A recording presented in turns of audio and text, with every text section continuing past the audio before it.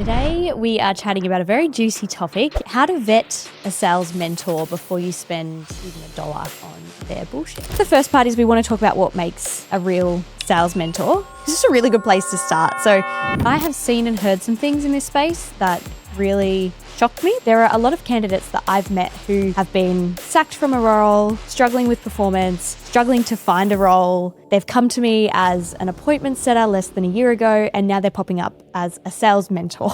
Let's be honest, most sales coaches, they've been an excellent salesperson, but they don't have a lot of experience in when you find the right person and go through a great process, the results can be transformational. Change your bloody life.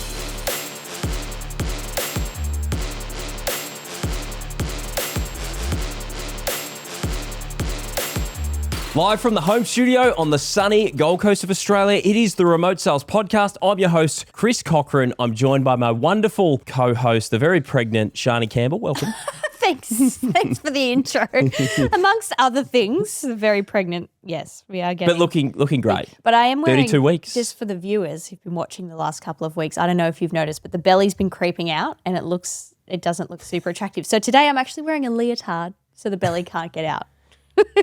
Great. Thanks for the info. And we're going well with the pregnancy. But Today we're here to talk about a topic that could potentially save you thousands of dollars and months, maybe years of wasted time. What are we talking about today, Shani? So today we are chatting about a very juicy topic and a topic very close to my heart as a recruiter, how to vet a sales mentor before you spend even $1 on their bullshit. And I have to say and make a caveat. We have to give a little caveat here. We are sales coaches. Yes. Well, you are. I am a sales coach. You're a recruiter. We run a training program which helps people do the stuff that we are going to talk about today. So I have to put that out there first. We will try to be as unbiased as possible. Where this is really coming from, just for some context. So I've been recruiting now for the last 3 years, pretty much exclusively for high-ticket sales roles. Prior to that, I was recruiting real estate and a bunch of other kind of sales roles as well. And I have seen and heard some things in this space that really shocked me, lots and lots of things. But one of the biggest ones is candidates that I've met throughout the recruitment process who I've thought are fantastic. They've got great skills, a great background, like transferable skills, but they do need some training. Some of them have gone out and engaged mentors either in the past or after our conversations, and they are not super reputable people, but also it hasn't actually moved them closer to a result. And as a result, some of them, and one guy who I'm thinking about in particular, he was primed. Like I actually put him forward for a bunch of positions, but he just lacked the skill and the capability to actually land the role. And so I really wanted to go through just 3 like really easy steps to vet somebody before you engage them as a sales mentor for you. I think we just quickly go into why it's important to get a sales coach, but also why it's important to choose the right sales coach. The problems that can happen if you don't engage a coach at all. And we've seen it so often where people are applying to jobs. They've decided that they want to get into the remote sales space. They want to make a good go of it. And it's almost like they're lost dogs. They're aimlessly wandering around the Facebook groups, Seek, LinkedIn. They're messaging you, they're messaging me, they're saying, hey, can I get a tip? Can I do this? Can I do that? They spin their wheels. And we've seen candidate after candidate after candidate do this for months and years.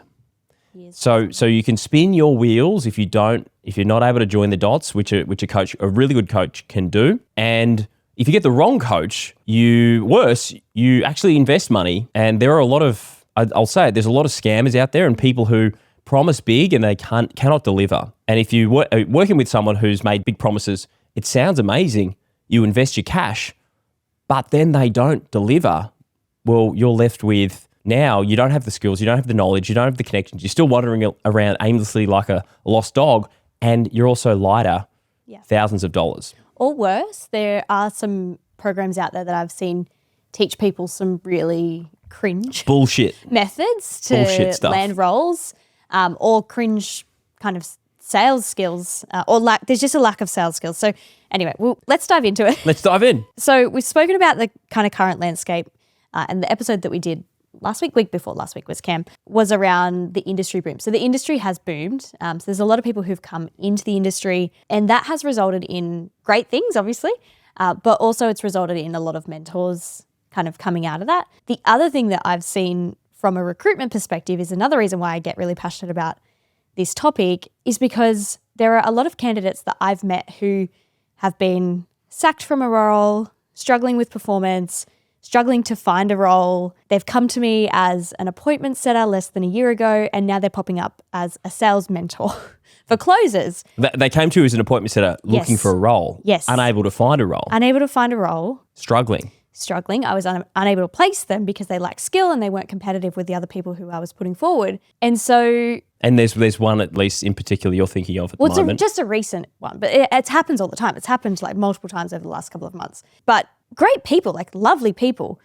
But I know their career history and now they're out there promoting themselves as sales coaches, and it just really worries me that, you know, their lack of performance and their lack of sales ability and their lack of ability in the recruitment area as well, which is another really important part of your sales, remote high ticket sales journey. It worries me what they're actually teaching people if they've not walked the walk themselves. Very fair. Yeah. So I guess the first part is we want to talk about what makes a real sales mentor. And so there's a few things that come up for me, and happy for you to kind of jump in and add yours here as well, Kris, because you've been in this industry a lot longer than I have. But proven track record is just a really good place to start. So actual closing experience and results, industry connections, so real relationships with employers and founders and business owners in this space, teaching ability, which is a big one. And we're going to dive into these a little bit deeper and actually give you some methods to vet your coach. Because it's one thing to perform at a high level, it's another thing to coach, and they can be completely separate and different skill sets, and they can often, you're using different parts of your brain and your personality, because to be a really high performing salesperson, often you're very focused on you're task focused, whereas good coaches, they have to be very people focused. They've got to be good at building others up. And you see it in sports all the time where some of the best players are terrible coaches. Some backwater players that you've never heard of turn out to be legendary coaches. They weren't so good at the sport, or they weren't too competitive at the sport, but now they are legendary coaches. And success. You want to see that they've actually had student success. Success with people that they've coached and trained. Exactly. Like lots of success as well. Yeah, exactly. So I guess the first pillar that you need to assess based on is just first and foremost verifying their actual experience and skills results in the space. So starting out with the length in industry. Now, I've put down that I would suggest you need to be working with someone who's been in the space for a minimum of 3 to 5 years. Yep. From a sales perspective, how does that land? It really depends on whether or not they were selling prior to that. If you've been selling in a different industry at a high level for a long time, and then you've calibrated your skill set across to closing or setting and just in this space, and then you've been in the trenches for a period of time, let's say 3 years, and performing at a high level, I would say that person's qualified and probably has a lot of value to bring to people, because the strategies that you learn and the strategies that are effective in the remote sales space are very different to selling insurance and selling cars and real estate, but you can calibrate those skills. And a lot of the principles are the same, but the strategies are different. So someone who knows very good fundamentals and then they've calibrated themselves to this industry, it may only take a few years for them to become someone who's extremely valuable to mentor other students, I think. But then mostly what we see is people who don't have a deep background in sales or leadership, that maybe this was their first industry, or they were a tradie, moved into closing, spent a couple of years closing, maybe a year closing, and then all of a sudden they've got a course. So that would be what I'd say. If it's someone who doesn't have a really deep background, I'd say 5 years is a minimum. Yeah, so that's quantity. I also wanted to talk about quality.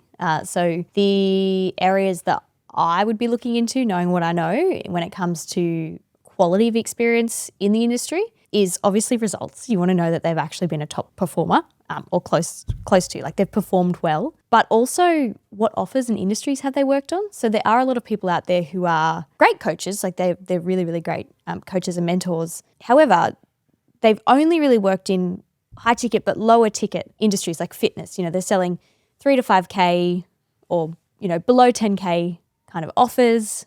They've only ever worked in one industry. So they really lack that depth of knowledge, which I think is really important to be able to understand, like once you're selling something beyond that 10K bracket up closer to that kind of 70K, 100K deals, and also across lots of different industries. That's something that I find with your coaching that really helps our students because they go into different industries. A lot of our guys want to work in industries that are higher ticket. Thoughts on that? Yeah, a holy grail in high ticket is selling something really, really expensive where you're making lots of money per sale. So that means selling 10 grand, 20, 30, 40 and above, 50. That is the holy grail. You combine that with volume. So the holy grail is when you've got something really high ticket to sell, plus there's lots of leads and lots of volume. But fitness, non-ROI offers, they are tough to sell as well. So I respect a lot of the people out there who've cut their teeth in fitness. I personally cut my teeth in fitness when I was selling fitness in the gyms and selling online fitness training. You're often B2C, you're battling objections. It can really sharpen people's skill set. So I never want to discount someone who hasn't sold 20K, because sometimes selling 20 or 30 or 50K stuff to wealthy buyers can be easier than selling to people who are buying a $2,000 or $3,000 product and who are investing their last $5,000 into something. But there is a process that can be different, and it certainly helps when you've got the experience. You've sold something for $20,000, $30,000 consistently, and you've taken that money and you've asked for that money versus your 3 to 5K. I think also just the variety of industries, like understanding the different kind of nuances. Oh yeah, for sure. Having a variety of different offers. Yeah. Not too many, so that you're bouncing around to to a lot. But if you've got a variety of different types of offers, and even selling to different types of buyers, different in different markets, the US, UK, different nationalities that you're going to encounter here in Australia. So having some experience when you've got a student who's encountering a specific situation with a certain type of buyer. Yeah. If you've got a lot of experience to share and wisdom, that's going to be valuable for that student. I wanted to share just some questions to ask. This one's pretty simple. You just want to understand how long they've been in the industry, what offers they've worked on. And red flags is obviously that they've only recently started closing or don't have much closing track record, or they're a little bit vague about the timeline, can't give you specific industries they've worked in or companies they've worked with, would be a bit of a red flag. Agreed. For me. Agreed. And then again, if you're, say, an appointment setter, this is where I think appointment setting, some closers have never been an appointment setter, and they've never coached appointment setters. They don't have a lot of insight or wisdom to share in that space. So knowing that they've worked and managed and led teams, I think is a big one. Yes. So it's not, I think not only should you have coached others performed at a high level, but I do think you need to have coached and led and have some leadership skills, because you will be leading a group of people. You will be leading your students and coaching them and motivating, getting the best out of them. So I think leadership experience is key as well. Yep. Beautiful. So second pillar is industry connections, career coaching ability. From your perspective, Kris, because this is something prior to us meeting, you obviously didn't have the recruitment background and the career coaching aspect, but you've done a lot of sales coaching. What do you feel that kind of brings to the dynamic now? And then I'll jump into the industry connection. The industry connections, and also just the career coaching, like that whole recruitment piece. Oh, okay. Yeah, especially for newbies more so. I think it's critical. I think if you're wanting to teach a group of people to transition into this amazing space and give them the pathway to change their career, a lot of what you're doing is not sales coaching. A lot of what you're doing is actually just getting people career ready, market ready, and then helping them fill gaps, get connections, fill knowledge gaps on how to get in front of the best roles or how to access the best roles, or just being connected with those people. It's more important than the sales part. And yeah, having seen you've been able to do with your recruiting background and just the little tweaks that we can help people make from your thousands and thousands and thousands of interviews that you've gone through, and being on interviews with employers. Yes. Being in interviews with employers and seeing their responses and actually getting the feedback from the employer. What do they like, what they didn't like? And you see just patterns that emerge that you wouldn't be privy to if you weren't on thousands of interviews with thousands of people who are hiring salespeople. Yeah. You just have that wisdom that you can just immediately share. So if you don't have that, which let's be honest, most sales coaches out there don't have that. They've just been a great closer. Yep. they've been an excellent salesperson, but they don't have a lot of experience in getting onto an offer. They certainly don't have an career coaching experience, and they don't have a lot to offer in that space. Yeah. So they could very well do okay coaching people who are already in the space to get better, but certainly helping people improve their career prospects and get into the space, just it's non-negotiable. Yeah. So again, I think this one for me came back to quantity and quality when it comes to employer relationships. So I think a lot of the coaching that I'm able to give people is because I've had strong relationships with hundreds of high-ticket business owners now. I've helped them recruit. So I know the feedback. I know what they look for. I know what they don't look for. Like, I've been through that process hundreds of times now to know the patterns and to help people get through. And the stuff that pisses them off. Oh, there's so much that pisses them off. It's the same stuff. It's the same stuff. It's very simple. And people make the same mistakes if they're not privy to the stuff that the patterns that we see. Yeah. And that's the funny thing about our students that come through. We go, oh, I get posts all the time. Oh, I just followed what you said. And I've got people messaging me on LinkedIn, like reaching out to me. I'm like, yeah, because it's actually really simple once you know it. But a lot of people just haven't been privy to those conversations with business owners to know what they look for, how they operate, how recruiters operate. The other thing as well is a lot of our students, or a lot of the people that we met, especially in the early stages when we were building our brand, and people who are you, we didn't have the podcast, we didn't have any content out there, and people they've bought with a US-based company. And so we saw that a bunch of times where people would come across this concept of getting into remote closing, and they work with a company in the States, and then they're wandering around like the lost dog again because they don't have that company in the States, doesn't have any connections here in Australia. And to be honest, the shit that I would see with their profiles, the stuff that they were presenting, how they were presenting themselves, their shop front was awful. And my question would be like, are you getting any career coaching? Are you getting any assistance with how you're approaching getting a role? And it was clearly zero. Just quickly on this one before we move on to the third. So another big part of this is not just the quantity of employers that you get access to, but the quality of those relationships. So something that I've seen recently is that there are a lot of jobs out there. There are a lot of jobs available, and a lot of companies get access to the same list of jobs and employers that are out there. But you want to know who you're working with has actual relationships with these employers, and that's your foot in the door. Like, that's, you want to know that they've actually got quality relationships, personal relationships with these employers. They understand what they look for. They've got a contact at the company that they can reach out to directly. And they respect that person. They respect the coach's opinion. Yes. Which is rare. Yep.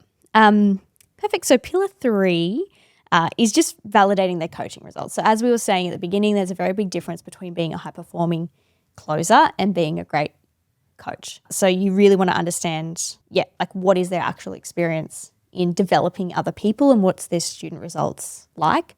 Mm-hmm. How do you do that? So I think the best way to do that is to go to reviews, like read their reviews. The best reviews, we use Trustpilot, and we use verified Trustpilot reviews. It's impossible to get a verified Trustpilot review unless it's faking it. Yeah, by faking it. I was one of our students who left one last week was saying I think he spent like half an hour trying to email them proof that he was a student that he'd purchased through us, and it was a bit of an issue. That was Joe Kanikio. Thank you, Joe. Thanks, big fella.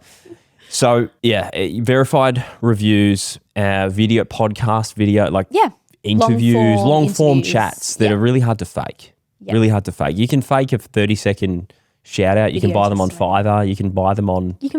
Oh yeah. People sell that. Yeah, it's a great business. You say, hey, I'll give you a business a testimonial. You just tell me what to say, and you pay me whatever, and then people, they can give a 30-second shout out. I don't have that on my little research piece here. So. Shock horror. But long form chats, really hard to fake. Yeah. I mean, that's all I really had to say about that. Is you can call them, verify. Like sometimes if you're feeling really skeptical, just ask to speak to a few students and ask about not only the outcomes, like did you get the result, but also how was the process? Yeah. How was the coaching? How did you feel throughout that process? Did you feel like you got attention? Did you feel like it was a high quality of coaching, not just both process and outcome? I think is really important to ask. And did they really care? I think there's a lot of programs out there. I don't know. I'm not on the inside. I'm sure the coaches do really care, but it just seems to be the feedback. Well, I think a lot of coaches also running a business. So they're running a business, so they're often, they got their hair on fire trying to grow a business, run ads, hire a team, Respond to ad comments. respond to our comments. We won't go there, but yeah, they're trying to do a lot. So then the coaching aspect of their business, which is the core, which is it's like the food in the restaurant, can get a little bit shit. Yeah, no one likes shit food at a restaurant. No. All right, let's wrap it up because we gotta jump on a meeting in a second. Red flags, warning signs, and then. Well, listen, I think it's a great business if you have great experience and you've got runs on the board and you can offer people value and people get results. If there are people out there that you can see that that's the case, then that's a green flag. Yep. Because there are some amazing coaches out there. There are some amazing programs that you can get through that give you the result. And like any industry, especially in this online space, there's no qualification. You don't have to go to university. Yep. You don't have to get a degree to go and put on your Instagram bio that you're a sales coach. You don't have to get signed off. You help people make 50 grand a month. So making big promises. There's certainly no verification there. So you've got to be discerning. You've got to do your own research and you just got to be careful. But when you make the right decision, it will be the thing that changes your career. It will, when you get the right sales coach, when you get the right person. It's like any athlete. When an athlete gets the right coach, it unlocks unbelievable performance. Yeah. And the possibilities are really endless. And it doesn't matter what your background. If you get the right person, they can turn someone who's never had experience in sales. That's the other thing I'll say.